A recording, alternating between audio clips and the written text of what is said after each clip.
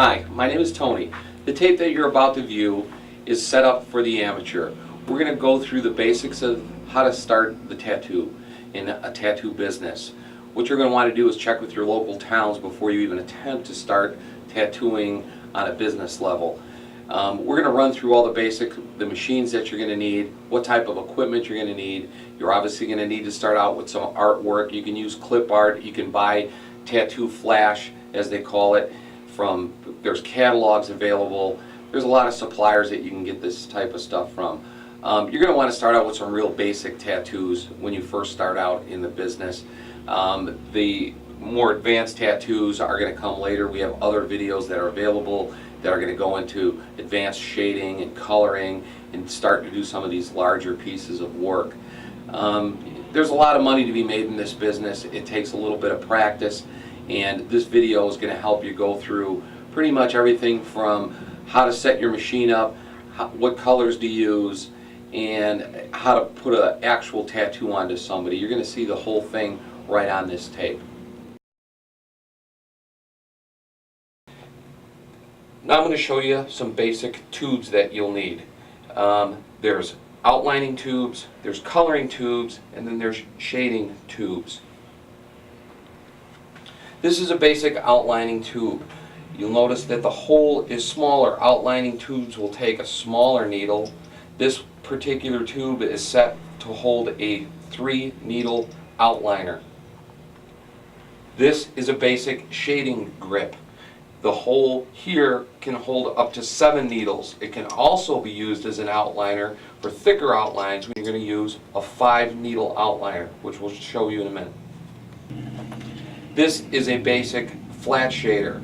Notice the size of the hole. This can hold up to 22 needles, and they will be a flat configuration, which we'll show you also. These are two different types of grips that come on the tubes. You can see this one is much fatter than this one. There's two reasons for those. One reason for the heavier grip, some people prefer that in their hand. It just feels more comfortable. Also, if you're putting in a lot of black ink, it works as a counterweight on the tattoo machine. It'll give you a little bit more weight to put the tattoo ink in a little bit deeper. Mostly it's for comfort. All of the tubes that we've shown you have been sealed in sterilized packages, and this is what they'll look like when you start to use them. This is a set of sterilized tattoo needles. This is the way they'll look before you use them. We're going to start out showing you two basic needles that you're going to use. This is an outliner and this one is a shader. The difference is the outliner is pushed into a point.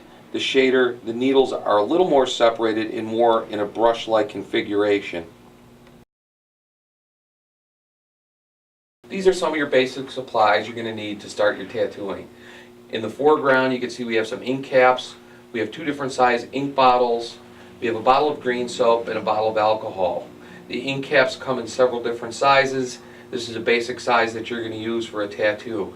Inks also come in two different sizes. You can purchase them either way. This is a 2-ounce bottle and that's an 8-ounce bottle.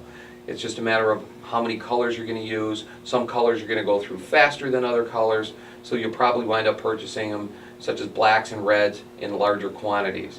The green soap, that's surgical tincture of green soap. That's used to wash down the tattoo area before you start, and during the process of the tattoo you're going to be spraying the green soap to keep the area clean. The alcohol will do two things. Before you apply your stencil, you clean the skin with the alcohol, and also when you change colors you're going to use the alcohol to spray through your machine into the tube to clear the ink out. These are two basic power supplies that you're going to need to run your tattoo machine.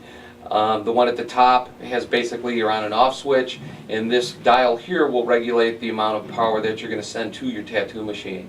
The one in the bottom is a little more elaborate. It has a volt and an amp meter, which will give you more of a visual on how fast your machine is going to run. You can still set it here, but then you can see how much volt and how much amps you're putting out. That's something we'll get into later.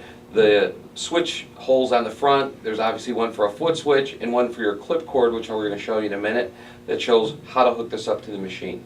These are some of the other accessories you're going to need that go along with your power supply unit. This is a set of clip cords and a foot switch. There's two different types of clip cords you can use.